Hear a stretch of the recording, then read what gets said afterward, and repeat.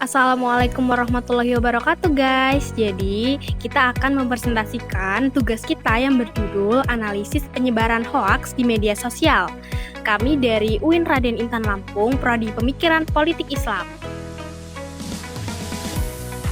Izin memperkenalkan anggota kami. Yang pertama yaitu saya sendiri, Amelia Resti Feliza dengan NPM 213140001 dan rekan saya Askila Fitratunisa dengan NPM 213140002, Mirza Roaina dengan NPM 21310400022, kemudian ada Aliando Rifansyah dengan NPM 21310400014. Kemudian yang terakhir ada Beni Sanjaya Putra dengan NPM 21310400015. Baik, untuk materi yang pertama akan dijelaskan oleh saya, Amelia Resti Feliza.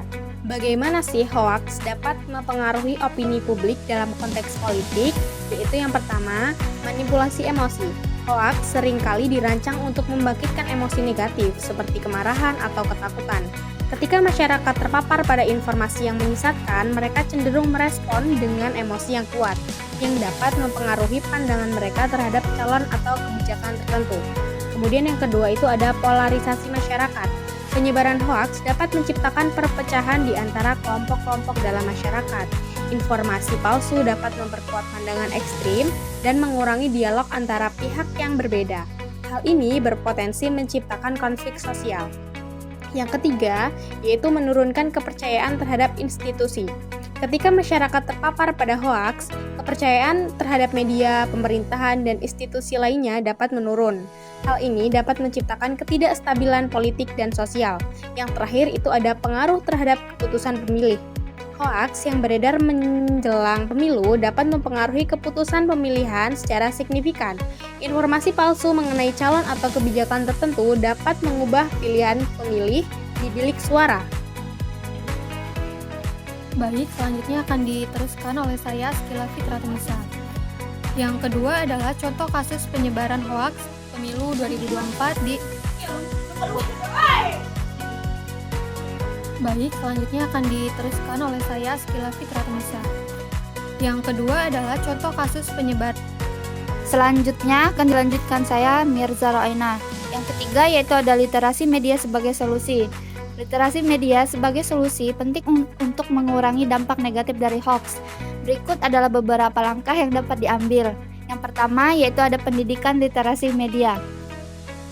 Masyarakat perlu dilatih untuk mengenali informasi yang valid dan memahami cara kerja media sosial. Pendidikan literasi media harus dilakukan sejak dini agar individu dapat lebih kritis dalam menilai informasi. Yang kedua yaitu ada kampanye kesadaran publik. Pemerintah dan organisasi non-pemerintah harus meluncurkan kampanye untuk meningkatkan kesadaran akan bahaya hoaks dan cara mencegahnya. Ini termasuk penggunaan media sosial untuk menyebarkan informasi akurat. Baik, di sini saya akan melanjutkan. Perkenalkan, nama saya Aliando Rifansyah.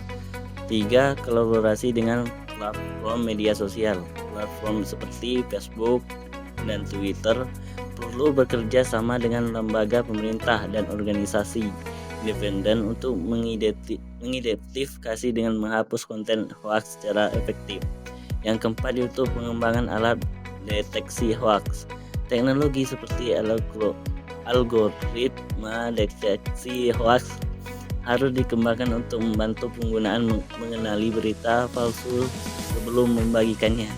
Dengan meningkatkan literasi media di masyarakat, kita dapat mengurangi dampak negatif dari penyebaran hoaks dan menjaga integritas proses demokrasi. Selanjutnya, perkenalkan, nama saya Beni Sanjaya Putra. Materi yang akan saya bawa adalah edukasi dan literasi media. Masyarakat perlu diberikan pendidikan mengenai cara mengenali berita palsu dan meningkatkan literasi media. Kampanye edukatif ini bisa dilakukan oleh pemerintah, lembaga pendidikan, dan organisasi masyarakat. Pengawasan media sosial. Platform media sosial harus lebih proaktif dalam mengidentifikasi dan menghapus konten yang mengandung hoaks.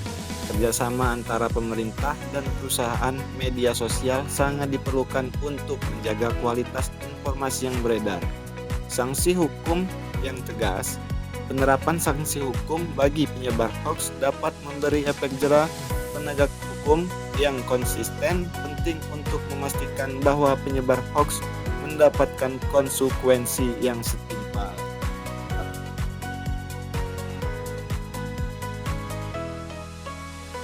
Baik, cukup sekian presentasi dari kami. Kami akhiri. Wassalamualaikum warahmatullahi wabarakatuh.